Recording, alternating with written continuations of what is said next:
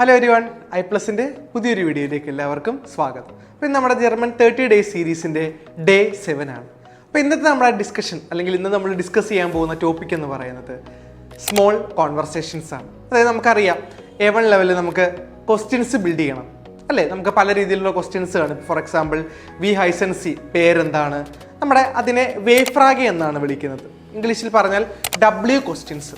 അപ്പോൾ നമ്മൾ how, which, where, from where അല്ലെങ്കിൽ വാട്ട് ഈസ് യുവർ നെയിം, അപ്പോൾ അങ്ങനെയൊക്കെയുള്ള ചോദ്യങ്ങളിലെ എല്ലാം കൺവേർട്ട് ചെയ്തിരിക്കുന്നത് W ക്വസ്റ്റ്യൻസ് ആക്കിയാണ് കൺവേർട്ട് ചെയ്തിരിക്കുന്നത് അല്ലേ. അപ്പോൾ ജർമ്മനിലേക്ക് വരുവാണെങ്കിൽ നമ്മൾ ഈ മലയാളത്തിൽ ഹൗ മച്ച് അല്ലെങ്കിൽ ഹൗ മെനി എന്നൊക്കെയുള്ള ചോദ്യങ്ങളെ എല്ലാം നമുക്ക് W രൂപത്തിൽ, അതായത് ഓരോ ക്വസ്റ്റ്യൻ്റെയും ഫസ്റ്റ് ലെറ്റർ തുടങ്ങുന്ന W-ലായിരിക്കും. അതുകൊണ്ടാണ് അതിനെ W ക്വസ്റ്റ്യൻസ് എന്ന് വിളിക്കുന്നത് അല്ലെങ്കിൽ വേഫ്രാഗെ എന്ന് വിളിക്കുന്നത്. അപ്പം ഇത് നമ്മളോടിപ്പം നമ്മുടെ സ്പീക്കിങ്ങിൻ്റെ രണ്ടാമത്തെ പാർട്ടാണിത്.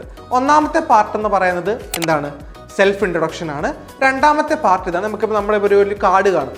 ഫോർ എക്സാമ്പിൾ ഇപ്പം വോണോർട്ട് അല്ലേ. വോണോർട്ട് എന്ന് പറഞ്ഞാൽ ലിവിങ് പ്ലേസ് എവിടെയാണ്. അപ്പം നമുക്കൊരു W ക്വസ്റ്റ്യൻ വെച്ച് ചോദിക്കുകയാണെന്നുണ്ടെങ്കിൽ വോ വോൺസ് ടു ഡു എന്നാണ് ചോദിക്കുന്നത്. ഇപ്പം ഡു ഫോം ആണെങ്കിൽ ഇൻഫോർമൽ ആയിരിക്കും, ഫോർമൽ ആണെന്നുണ്ടെങ്കിൽ സി ആയിരിക്കും യൂസ് ചെയ്യുന്നത്. വോ, വോൺ ആൻഡ് സി. ഓക്കെ, ഇപ്പോൾ നമ്മൾ ഫോർമൽ ആയിട്ടുള്ളതും ഇൻഫോർമൽ ആയിട്ടുള്ള രീതിയിൽ ഗ്രീറ്റിംഗ്സ് ആയാലും അതേപോലെ തന്നെ നമ്മൾ എന്ത് ചെയ്യും, ക്വസ്റ്റ്യൻസ് ചോദിച്ച് നമ്മളോട് ആൻസർ കിട്ടും. ഇപ്പോൾ A1 ആണെങ്കിൽ നമ്മൾ കൂടുതലും സി ഫോമിലാണ് ക്വസ്റ്റ്യൻസ് ചോദിക്കേണ്ടത്. For example V Haison C.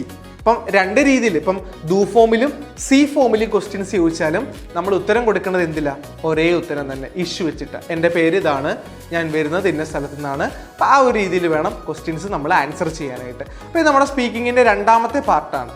Okay, അപ്പോൾ ഇതൊക്കെയാണ് നമ്മുടെ വേഫ്രാഗയ്ക്കകത്ത് വരുന്നത്. നമുക്ക് പല രീതിയിലുള്ള വേഫ്രാഗ ഉണ്ട്.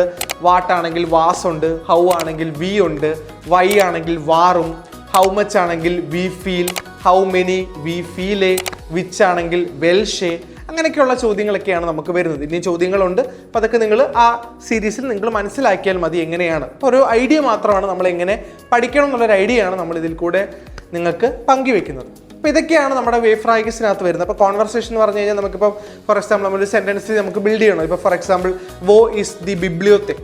ബിബ്ലിയോതെക് എന്ന് പറഞ്ഞാൽ ലൈബ്രറി എന്നാണ് മീൻ. അപ്പോൾ വേർ ഈസ് ദ ലൈബ്രറി, എവിടെയാണ് ലൈബ്രറി? അപ്പോൾ നമുക്കൊരു ഉത്തരം തരുവാണ് ദി ബിബ്ലിയോതെക് ഈസ് ഇൻ ദർ നേഹെ ഫോൺ ദി ബാങ്ക്. ആ ബാങ്കിൻ്റെ അടുത്തായിട്ടാണ് ലൈബ്രറി ഉള്ളത് എന്നുള്ള ആൻസറൊക്കെ കൊടുക്കുക. അപ്പോൾ അതൊക്കെയാണ് നമ്മൾ ഈ വേഫ്രാഗെ കൊണ്ട് ഉദ്ദേശിക്കുന്നത്. നമ്മളൊരു ഹെൽപ്പ്, ഇപ്പോൾ നമുക്ക് എന്തെങ്കിലും ഹെൽപ്പ് വേണമെന്നുണ്ടെങ്കിൽ നമുക്ക് വേഫ്രാഗെ രീതിയിൽ ഫോർമലായിട്ടാണെങ്കിൽ ഫോർമലായിട്ട് ചോദിക്കാം, ഇൻഫോർമലായിട്ടാണെങ്കിൽ ഇൻഫോർമൽ. ഫോർമൽ ആണെങ്കിൽ എവിടേക്കാണ്, പ്രൊഫഷണൽ ആയിട്ടുള്ള രീതിയിൽ ചോദിക്കുവാണെന്നാണെങ്കിൽ ഫോർമലാണ്.